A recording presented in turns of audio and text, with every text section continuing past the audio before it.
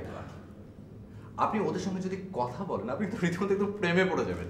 মানে ওদের যেমন কথাবার্তা তেমন পোশাক আশাক আর ওদের ইংরেজি উচ্চারণ শুনে আমি তো রীতিমতো থান্ডার। তাই নাকি?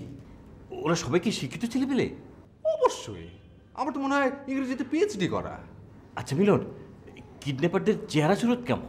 আপনার মতো? কি? জি, একদম হুবহু আপনার মতো। কি আবল তবল বলছো? আবল তাবল বলছি না আব্বা, সত্যি। তা কি করে সম্ভব? কেন অসম্ভব হবে? ব্যাপারটা খুবই সিম্পল। অবশ্য ব্যাপারটা একটু আর্টিস্টিক। এই মিল্টন স্যার, ও কি বলছে? আমি তো কিছুই বুঝতে পারছি না। স্যার আমিও তো বিষয়টা বুঝতে পারছি না স্যার। মিলন বাবুজি, ব্যাপারটা একটু বুঝিয়ে বলো তো। বুঝতে পারবেন না ওরা, আপনি কি একটু পরিষ্কার করে বুঝিয়ে বললে আপনি বুঝতে পারবেন। আসলে মানে ঘটনাটা হয়েছে কি, ওরা এসেছিল আপনার চেহারার মাস্ক পরে। মাস? জি মানে মুখোশ? জি। মুখোশ? তা আবার আমার মুখোশ? তবে আবার এখানে একটা অন্য একটা ঝামেলা আছে। কি ঝামেলা? ঝামেলাটা হচ্ছে যে ওরা যে মাস্কটা বানিয়েছে না, ওটা কিন্তু আপনাকে একদিনে দেখে বানানো সম্ভব না। আপনাকে অনেক দিন ধরে চেনে বলেই মনে হলো। ঝামেলাটা কি? ঝামেলাটা অন্যখানে। আচ্ছা বা বিষয়টা কি এমন হতে পারে কেমন? যে কিডন্যাপাররা আপনার প্রথম পক্ষের স্ত্রীর সন্তান?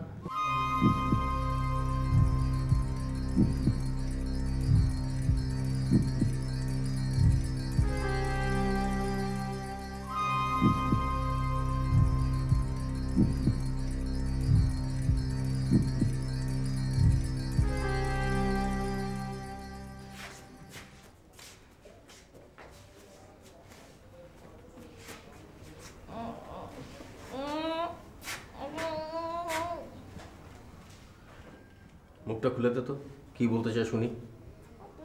বুঝে দেবো? হ্যাঁ, খোল খোল। মুখ করে দিচ্ছি, কিন্তু যদি চিৎকার চেঁচামেচি করো না, এক থাপ্পড় দিয়ে একদম দাঁত খুলে দিব।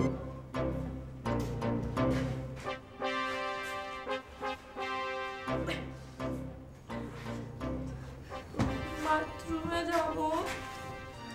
ভাই, হ্যাঁ শুনেছি, যেতে। যাও, এটাও খুলে দিচ্ছি।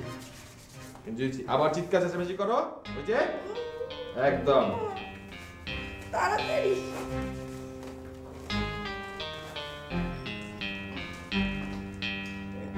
এই হাতটা খুলে দেন। জি না, এটা খোলা যাবে না।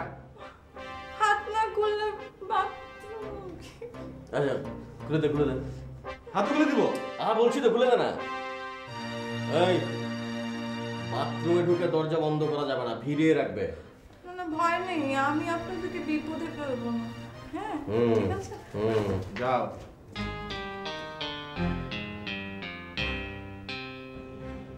ইয়ে আব্বা, আপনি কি আমার কোনো কথা কষ্ট পেয়েছেন? আমি সত্যি, আমি কিন্তু কিছু মিন করে বলিনি। মানে আপনার যদি প্রথম পক্ষের স্ত্রী থাকতো তাহলে আমি না জানলে অন্তত রিয়া তো জানতো। মানে আই এম সরি আব্বা, মানে extremely no no no, it's okay, it's okay. Milton sir. তুমি তাহলে এখন চলে যাও। Okay sir. টাকাটা? স্যার টাকা তো অফিসে লোকাল আছে।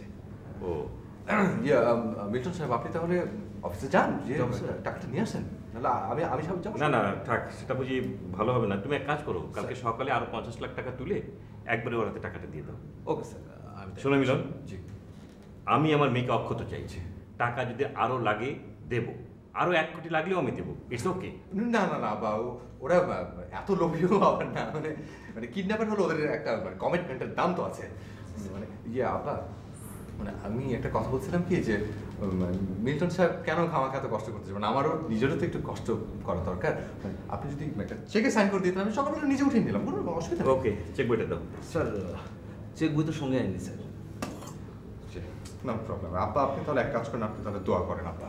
জি ঠিক আছে মিল্টন, তুমি চলে যাও। ওকে স্যার, আমি যাই, আর কাল সকাল সকাল আমি টাকাটা উঠে নেব স্যার। হ্যাঁ। আসসালামু স্যার।